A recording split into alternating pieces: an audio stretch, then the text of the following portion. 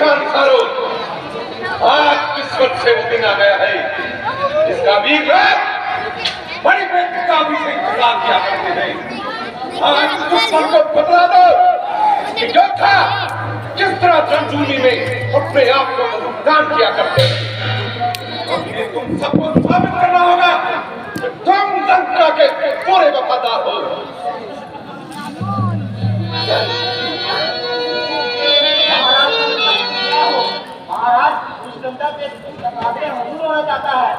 जाइए और उन्हें आदर स्वस्थ अंदर ले आइए।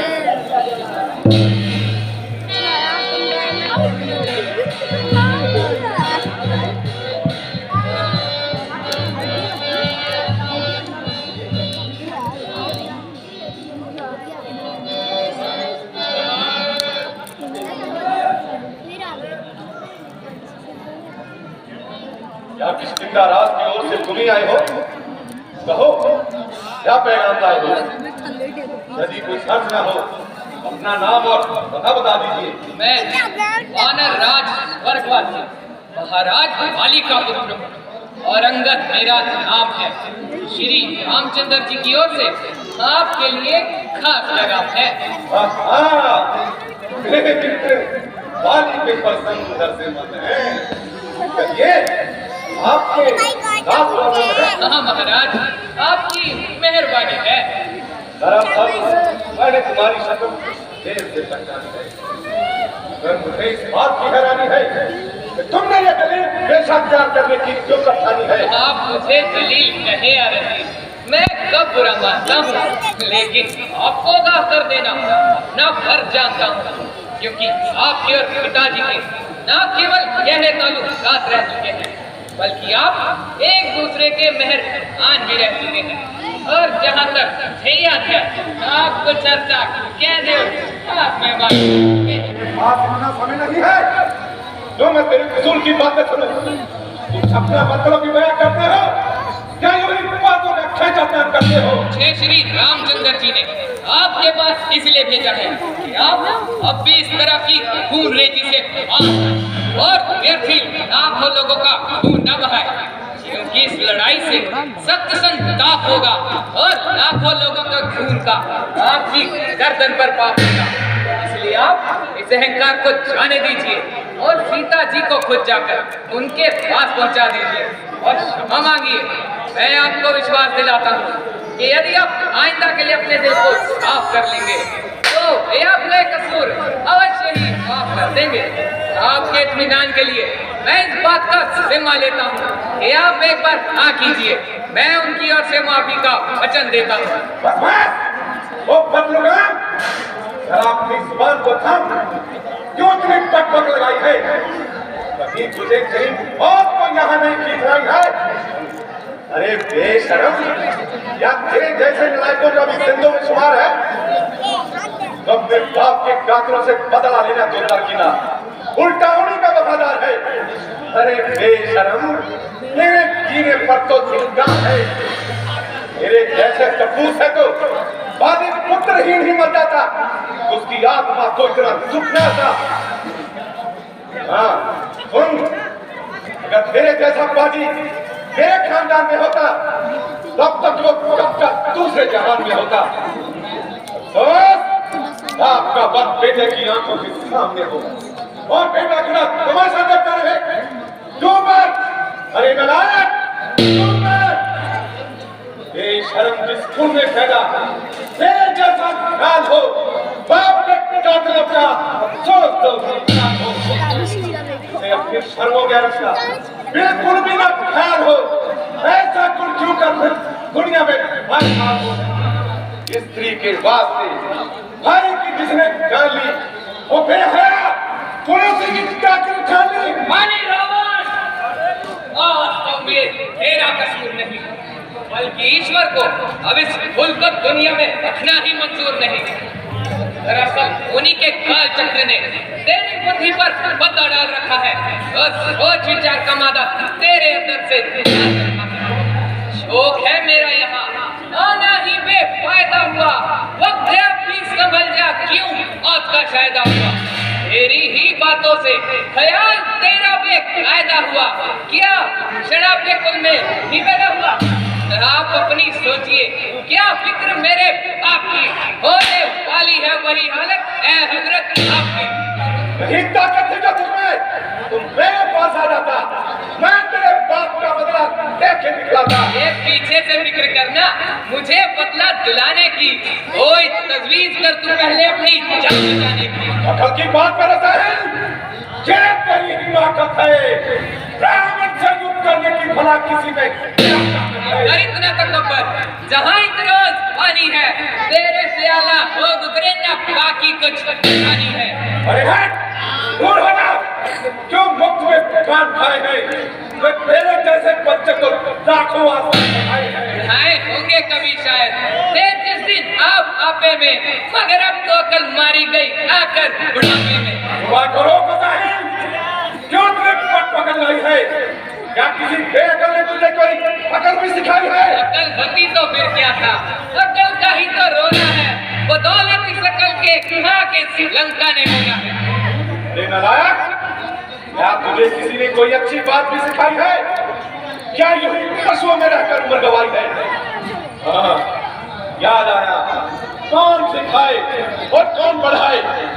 बाप का साया तो पहले ही सिर से जाता रहा, और चाचा को क्या जरूरत? वो तो मुफ्त में तुझसे अपनी चाकरी कराता रहा, और फिर चाचा भी कौन? सुग्रीव। अकल का दुश्मन, भला जिसने अपने ही भाई का खून किया, उसने कब तक पढ़ाई का जिम्मा अपने से लिया? हाँ, उसे तेरे जैसा नालायक से मुफ्त में मिल गया, और जिसके अंदर से छोड़ो कैरट का मादा बिल्कुल ही नहीं गया। अरे मूर्ख, अब भी अपने पिता की मौत को याद कर और उसको चाचा की चाकरी से अपने आप को आजाद कर। मैं तुम्हें अपने यहाँ एक अच्छे पद पर तैनात कर दूंगा, और थोड़े ही दिनों में उनसे तेरे बाप का बदला लेकर किष्किंधा का राज तेरे नाम कर दूंगा।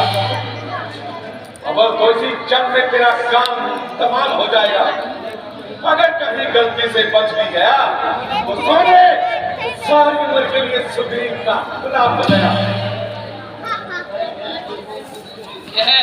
मैं तो बदतमीजी सही, लेकिन अकल तो ठिकाने आपकी भी नहीं रही, जो मेरी बातों का सही उत्तर देने के बजाय दूसरों के घरों के झगड़े छेड़ रहे हो और व्यर्थी गड़े मुर्दे उखेड़ रहे हो।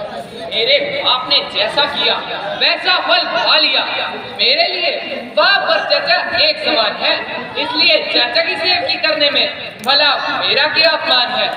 औरों के घर के झगड़े ए रावण ना छेड़, तुझे पराई क्या पड़ी अपनी। ये तो आपका अंत भी मेरे बाप की तरह होता हुआ नजर आ रहा है, और निस्संदेह तुम्हारे सिर पर भी काल मंडरा रहा है। याद रख, जिस दिन श्री रामचंद्र जी के बाण तेरी लंका पर बरसेंगे, उस वक्त आप एक एक सांस को तरसेंगे। इसलिए कुछ सोच विचार कर बात कीजिए और इस हट को जाने दीजिए। निस्संदेह वो सच्चा है, क्योंकि अभी तू बच्चा है, और युद्ध विद्या में तो बिल्कुल कच्चा है। इसलिए तेरे समीप रामचंद्र से बढ़कर कोई मजबूत नहीं। किंतु याद रख, सारी दुनिया पंकज जैसी कपूर नहीं। अच्छा, तो मैं श्री रामचंद्र जी की सेना में सबसे निर्बल इंसान हूँ, और तेरे विचारों से तो बिल्कुल ही नादान। परंतु तेरा ये भ्रम दूर करने के लिए मैं अपनी शक्ति का एक छोटा सा करिश्मा दिखाता हूँ और अपना पांव जमीन पर जमाता हूँ। तेरे इन शूरवीरों में से जो सबसे अधिक बलवान हो और जिस पर तुझे पूरा इत्मीनान हो, वो आए और मेरा ये पांव पृथ्वी से उठाकर दिखाए। हमारी जीत हार का इसी पर दारोमदार है। अगर तेरे किसी भी योद्धा ने मेरा ये पांव पृथ्वी से उठा दिया तो तुम्हारी जीत और हमारी हार। अन्यथा आपको सीता जी को श्री रामचंद्र जी के पास पहुंचाना होगा। बोलो, है ये शर्त मंजूर? हमें ये शर्त कबूल है। तो बुलाओ अपने बहादुरों को, फिर देरी करना फिजूल है। देखा, फिर पीछे से पछताओ और अपनी गुणों से मुकर जाओ। रावण, तेरा ये ख्याल बिल्कुल ही वाहियात है। मर्दों का प्रण प्राण के साथ है। ठीक है, उठो मेरे बहादुर और इस बच्चे का अपमान दूर करो।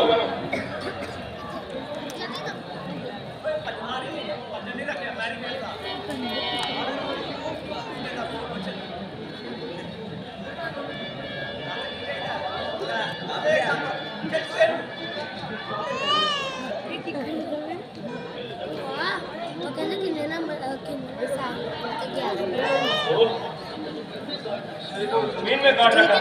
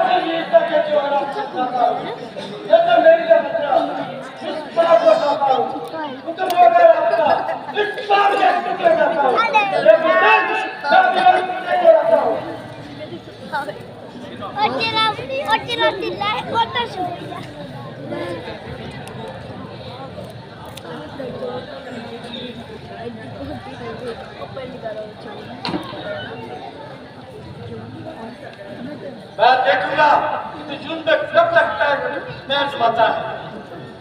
बेटा मेघनाथ, अब क्या पिताजी, उठो और अपनी वीरता का जोर दिखाओ। चलूंगा जिस जमीन पर भूचाल आएगा, जमीन के चरखे ग्रहण की काट जाएगा। मुझे संस्कार हूँ मैं, तू क्या मेरी तार आएगा। खत्म हो जाएगा वही जो नजरें मुझसे मिलाएगा।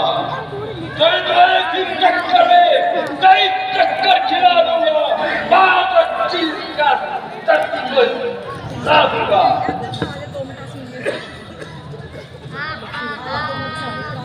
नहीं उठा पाएगा। तीसरी चौथी जो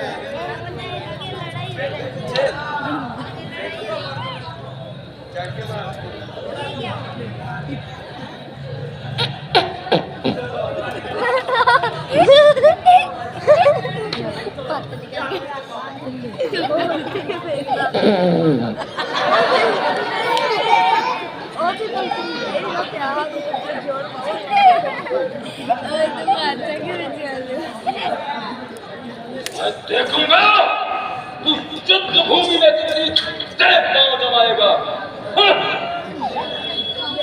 मुझे हैरानी है, क्या तुम सबकी हिम्मत को क्या हो गया है?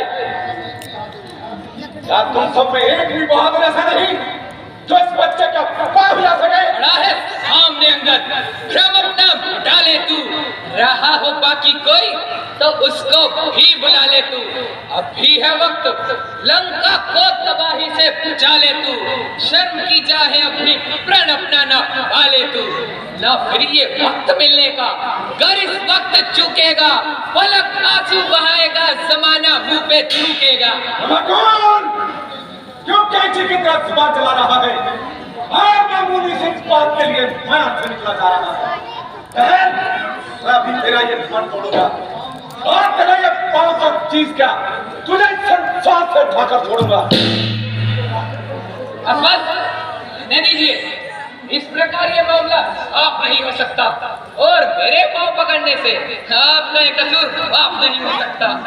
अगर तुम अपने किए पर शर्मिंदा हो और अपने कसूर माफ कराना चाहते हो तो श्री रामचंद्र जी की सेवा में जाओ और उनके चरणों में अपना शीश झुकाओ। आवश्यकता हुई तो मुझे तुम्हारी सिफारिश करने से इनकार नहीं, लेकिन मुझे माफ करने का बिल्कुल भी अधिकार नहीं। अब तेरी भिलाई इसी में है, तू अभी इसी तक यहाँ से चला जा, वरना तेरी बातों का जवाब से नहीं तलवार से दिया जाएगा और तेरा ये नशा पत्थर में उठा दिया जाएगा। मैं अभी देखूंगा कि तेरा डायरेक्ट जब में कब तक पाँव जमाएगा। अमर, ये तेरी सरासर हिमाकत है। जिन भाइयों के सर पे तो इतना दूध रहा है, उनमें केवल बातें बनाने की ही ताकत है। खैर, अगर तुम्हें अपनी तलवार पर इतना ही अभिमान है, तो हमारी ओर से भी जंग का ऐलान है। जय राम।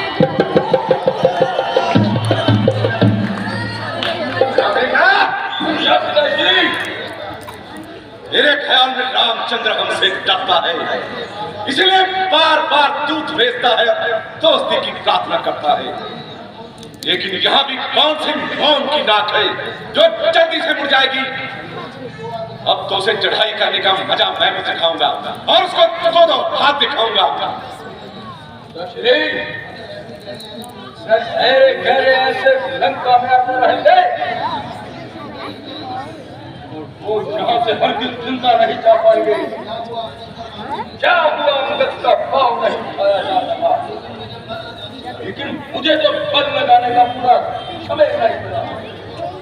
बेटा मेघनाथ, ये पांव जमाना भी एक साधारण सा कर्तव्य है जो साधारण से साधारण मनुष्य भी जानते हैं। हम इसे कबीरता मानते हैं। चलो ठीक है, अगर कल युद्ध होता है तो कल की कमान तुम्हारे हाथ है।